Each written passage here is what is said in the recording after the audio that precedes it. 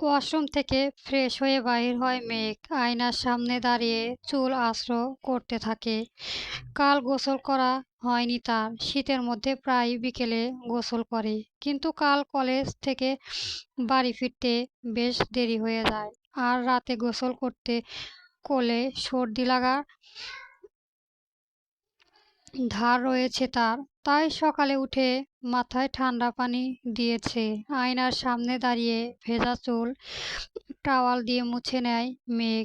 বিছানায় শুয়ে বালিশ মাথা দিয়ে আরাম করে শুয়ে আছে আদ্রিয়ান। তার চোখ জোড়া বন্ধ হয়, এতক্ষণে ঘুমিয়ে আছে। আয়নায় একপাশে আদ্রিয়ানের ঘুমিয়ে থাকা মুখশ্রী স্পষ্ট দেখা যাচ্ছে। মেঘ তা দেখে মিটিমিটি করে হাসছে। এরপর পুনরায় তার টাওয়াল দিয়ে তার চুলের পানি জড়ানোর চেষ্টা করতে থাকে। আয়না থেকে বিছানার দূরত্ব খুব বেশি নয়। মেঘের ভেজা চুলে পানির বিন্দু বিন্দু কণায় ছিটে যায় আদ্রিয়ানের ঘুমন্ত মুখের উপর। হঠাৎ ঘুমের মধ্যে চোখের পানি পড়ায় বেশ বিরক্ত নিয়ে চোখ মুখ কুঁচকে তাকায় আদ্রিয়ান। সারা মুখে পানি, ছোট ছোট ফোঁটা, যার উৎসব খুঁজে বের করার উদ্দেশ্য। আদ্রিয়ান চোখ খুলে তাকায়। তার ঘাড় ঘুরিয়ে সামনের দিকে তাকায়। তার দৃষ্টি যেন থমকে যায়। মুখ দিয়ে অস্পষ্ট স্বরে ভেসে ওঠে, অপরূপ সুন্দরী। পুরুষ নারী কোনো কণ্ঠ শুনে আঁতকে ওঠে মেঘ।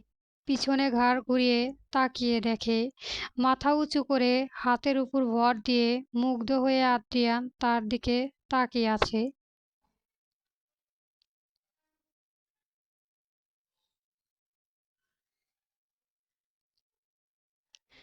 ওই আঁখি পল্লবের নেশময় চাহনি, বিমোহিত নয়ন, সবাই এখন বোঝার সক্ষমতা তার হয়েছে।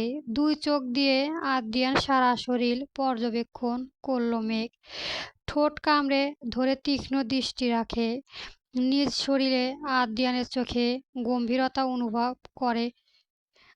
দূর থেকেই মৃদু কেঁপে ওঠে মেঘ। তার সমগ্র অস্তিত্ব জুড়ে এক অদ্ভুত ভূত শিহরণ বয়ে যায়। লজ্জায় তার গালে রক্তিম আভা ফুটে উঠল। বিছানায় বসে আদ্রিয়ান সব দেখেছে। তার মিটমিট করে হাসছে। মেঘের দ্বারা আর সম্ভব হলো না। ওই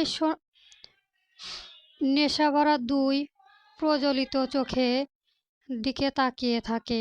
অস্বস্তি আর লজ্জায় সে দৃষ্টি সরিয়ে নেয়। এরপর সামনের দিকে পুনরায় ঘুরে যায়। আদ্রিয়ান তার বইয়ের এমন লজ্জা মিশ্র মুখ দেখে মৃদু হাসে। এরপর ঠোঁটের শয়তানি হাসি বজায় রেখে বেড ছেড়ে উঠে দাঁড়ায়।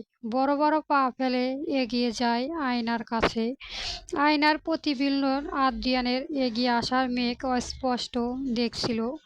ধীরে ধীরে এগিয়ে আসে আদ্রিয়ান। এরপর মেঘের পিঠে সাথে পিঠ ঠেকিয়ে আয়নায় ভেসে ওঠা দুইজনের প্রতিবিম্বের দিকে তাকায়। উভয়ের চোখ মিলিত হয়। চুল থেকে ভেসে আসা এক মিষ্টি সুঘ্রাণের নাকে আসে আদ্রর। সে যেন এক ঘোরের মধ্যে চলে যায়। তার মনের মধ্যে থাকা সুপ্ত বাসনা বহিঃপ্রকাশ ঘটায়। বাহুদ্বয় ধরে শক্ত করে চেপে ধরে নিজের সাথে মিশিয়ে দেয় মেঘের শরীর। নরম মিশ্রিত মেঘের শরীর তার বুকের সাথে মিশে যাওয়ার সাথে সাথেই তার মধ্যে এক অদ্ভুত উন্মাদনা সৃষ্টি হয়। নিজের ইচ্ছে বা বাসনার উপর নিয়ন্ত্রণ হারায় আদ্রিয়ান। মেঘের পরনে সাদা রঙের কামিজ ছিল, গলায় বেশ ছোট, কিন্তু পিঠের অংশ হালকা ফাঁকা, সুতি ফিতের দিয়ে নকশা করা, যার উপর দৃষ্টি যায় আদ্রিয়ানের। উন্মুক্ত পিঠের উপর জমে থাকা বিন্দু বিন্দু পানি ফোঁটা দিয়ে তাকিয়ে শুকনো ঢোক গেলে আদ্রিয়ান।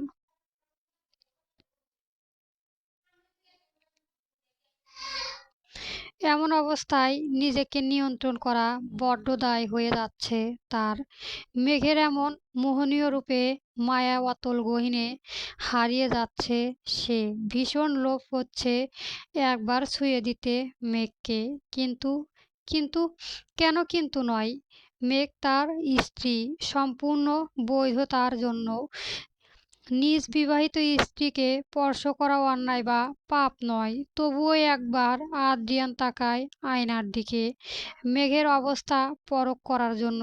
ভয় লজ্জায় আড়ষ্টে হয়ে চোখ মুখ খিচে বন্ধ করে রেখেছে মেঘ। আদ্রিয়ানের ঠোঁটের কোণে হাসি ফুটে উঠেছে। মনের সাথে যুদ্ধে পরাজিত হয়ে খুব সাহস দেখিয়ে তার বাম হাত এগিয়ে ছুঁয়ে দেয় মেঘের বাহুদ্বয়। জামা কাপড় শক্ত করে চেপে ধরে মেঘ। তার শরীর থরথর করে কেঁপে ওঠে। জামার পিছনে ফাঁকা অংশ খোলা, পিঠে জমে থাকা পানি বিন্দুর ফোঁটার উপর বৃদ্ধ আঙুলের ছোঁয়া আদ্রিয়ান। এরপর মেঘের কোমর পেঁচিয়ে ধরে শক্ত তারেক নিজের শরীরের বাঁধনে আবদ্ধ করে নেয়। কাঁধের কুঁকড়ো হয়ে থাকা মেঘের ভেজা চুল সরিয়ে দেয় এক হাতে। ফর্সা ধবধবে মিশ্রিত তরক ভেসে ওঠে, সেখানেই আঙুল ছোঁয়ায় আদ্রিয়ান। কিছুক্ষণ তার হাত কাঁধ থেকে পিঠ বরাবর বিচরণ করায়। এরপর মাথা নিচু করে মেঘের পিঠে ঠোঁট ছুঁয়ে দেবে। তখন হঠাৎ সরে যায় মেঘ। হঠাৎ এমন কাণ্ডে আদ্রিয়ান থমকে যায়। মেঘ জড়তা ভরা কণ্ঠে কেঁপে কেঁপে বলে ওঠে, আদ্রিয়ান, আপনি ফ্রেশ হয়ে আসেন, আমি রান্নাঘরে গেলাম।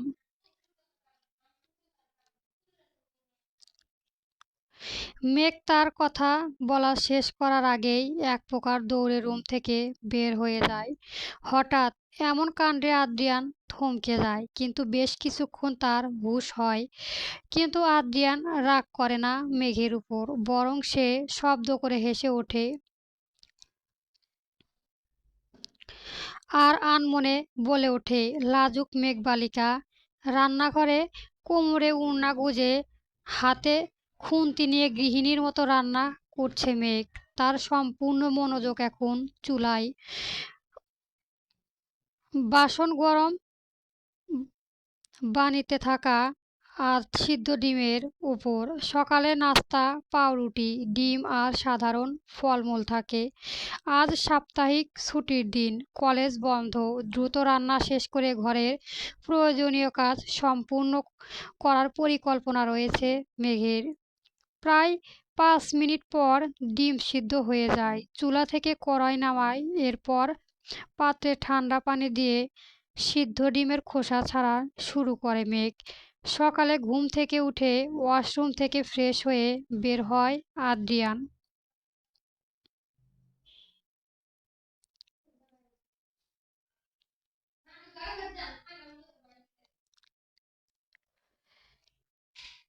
খুব ক্ষুধা লাগছে তার। রাতে খুব সাধারণ খাবার খেয়েছিল। গায়ে নীল রঙের গেঞ্জি আর তার সাথে পাতলা চাদর জড়িয়ে নিচে যাওয়ার উদ্দেশ্য রুম থেকে বের হয় আদ্রিয়ান।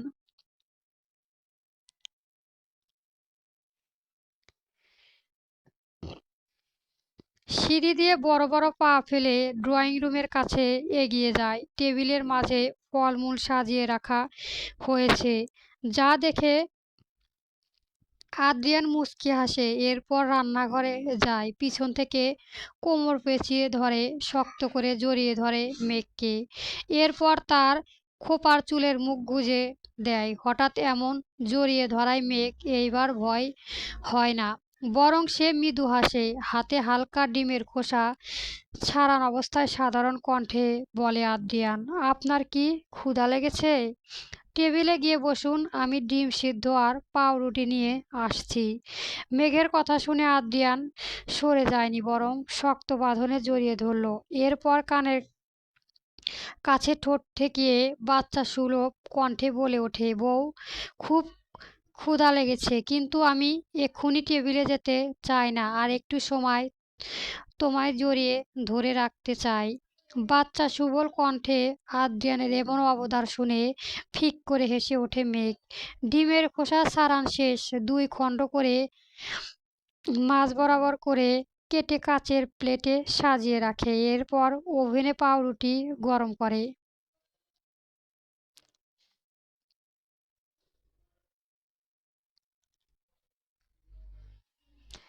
আদ্রিয়ান হাতের বাঁধন সামান্য আগলা করে, পাশের টেবিলে বসে পাউরুটির এক খণ্ড মুখে নিয়ে খেতে থাকে। হঠাৎ তার মাথায় এক দুষ্ট বুদ্ধি উদয় হয়। মুখের চিবন অর্ধেক পাউরুটি মেঘের দিকে ইশারা করে বলে, বউ, পাউরুটি খাও।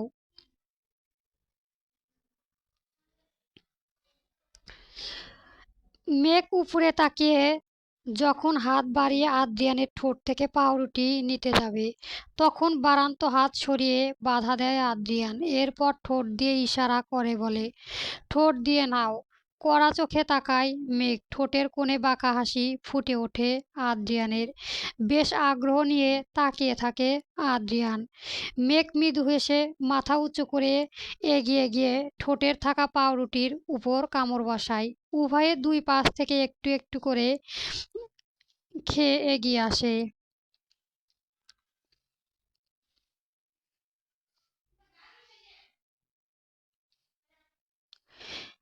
পাউরুটির সামান্য অংশ যখন বাকি থাকে, তাদের দুজনের ঠোঁটে ছুঁয়ে যায় খুব কাছাকাছি সময়। তখন হঠাৎ মেঘ দূরে সরে আসে আর বলে, পাউরুটিটি খাওয়া শেষ। দ্রুত আদ্রিয়ানের মেঘের হাত ধরে তার কাছে নিয়ে আসে। এরপর কোনো কথা উচ্চারণ করতে যাবে, তার আগেই রান্নাঘরের দরজা দাঁড়িয়ে থাকা একজন নারীর আগে কটমট কণ্ঠে বলে ওঠে, আদ্রিয়ান, মেঘ, তোমরা কি করছো একসাথে? হঠাৎ কেন হঠাৎ কোনো নারীর কর্কশ কণ্ঠ শুনে উভয় চমকে যায়। পিছনে ঘাড় ঘুরিয়ে রান্নাঘরের দরজার দিকে তাকিয়ে হতবাক হয়ে যায়। আদ্রিয়ানের চোখে মুখে ফুটে উঠেছে একরাশ বিরক্তি। অস্পষ্টটা কণ্ঠে বলে ওঠে, জিয়া। রান্নাঘরের দরজায় হাত মুষ্টিবদ্ধ করে দাঁত কটমট করে দাঁড়িয়ে আছে জিয়া। রাগে শরীর তার তীর তীর করে কাঁপছে। তীক্ষ্ণ দৃষ্টি দূরে দাঁড়িয়ে থাকা দুজনেই ব্যক্তিকে পর্যবেক্ষণ করেছে তার দুই চোখে। প্রথমে তার চোখ যায় তাদের একে অপরের হাতের দিকে, এরপর ঠোঁটে থাকা দুইজনের পাউরুটির গুঁড়ার উপর। হঠাৎ আক্রমিষ্ট জিয়াকে দেখে মেঘ নিজেও অবাক হয়ে যায়। জিয়ার সন্দেহ বোধক চাইনি নজর এড়ায় না আদ্রিয়ানের। তার চোখে মুখে ফুটে ওঠা রাগ, ঘৃণা আর খুন করে ফেলার মতো তীব্র স্পৃহা। দ্রুত আদ্রিয়ান তার হাতে বাঁধন থেকে মেঘের নরম হাত জোড়া মুক্ত করে দেয়। এরপর শান্ত হয়ে মুখের হাসি বজায় রেখে বলে, জিয়া, তুমি এখানে হঠাৎ এত সকালে?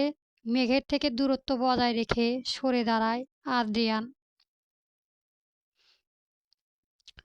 জিয়া রাগান্বিত শরীরে বড় বড় পা ফেলে এগিয়ে আসে তাদের দুইজনের কাছে। এরপর সম্মুখে দাঁড়িয়ে সন্ধিহারা কণ্ঠে প্রশ্ন করে, আদ্রিয়ান, তুমি আর মেঘ এত কাছাকাছি কি করছো? মেঘের হাত কেন ধরেছ তুমি? উত্তর দাও। জিয়ার কণ্ঠে থাকা রাগ, বিদ্বেষ তার কণ্ঠে ফুটে উঠেছে। আদ্রিয়ান যথাসম্ভব শান্ত আর স্বাভাবিকভাবে উত্তর দেয়, জিয়া, দেখো না, মেঘ সকালে নাস্তায় পুড়ে যাওয়া পাউরুটিটি তৈরি করেছে, যা খেতে আমার মুখ প্রায় জ্বলে যাচ্ছে। এই জন্যই আমি অন্য এক পাউরুটিটি নিয়ে মেঘের মুখে গুঁজে দিয়েছি। মেঘ নিষেধ করেছিল, তাই জোর করে ওর হাত ধরিয়ে খাইয়ে দিলাম। পরবর্তী গল্প পেতে আমার চ্যানেলটি সাবস্ক্রাইব করবেন এবং গল্পটি কেমন হয়েছে কমেন্ট বক্সে জানাবেন। ধন্যবাদ। গল্প তোমার নামে নীলচে তারা, কলমে নুসাইবা এহসান হিয়া। চলবে।